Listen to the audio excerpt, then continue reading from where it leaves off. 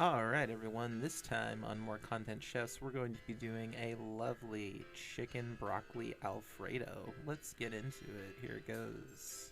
So you're going to want to cook your chicken and your broccoli first. The chicken is cooking. This is going to cook for about 20-25 minutes, just some chopped up chicken breast.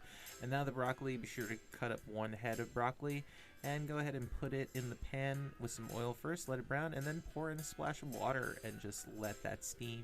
Cover it and let it steam. Now make the Alfredo sauce. The Alfredo sauce is real simple. 2 cups of heavy cream, followed by a cup and a half of Parmesan cheese, and just let that simmer together. It thickens up naturally together after about 15 minutes. Now, after that's done, the sauce, go ahead and dump your cooked broccoli in.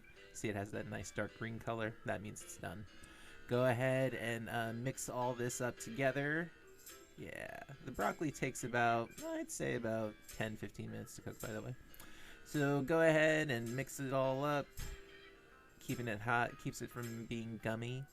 Go ahead and put it on the plates. It's already looking good. You can see it's absorbed all that cheesy flavor. And obviously add more sauce afterwards too. Go ahead and put the chicken on top. Chicken's nice and brown. It's very yummy. It incorporates very well with the broccoli, and the broccoli, oddly enough, has the consistency of pasta if you cook it well.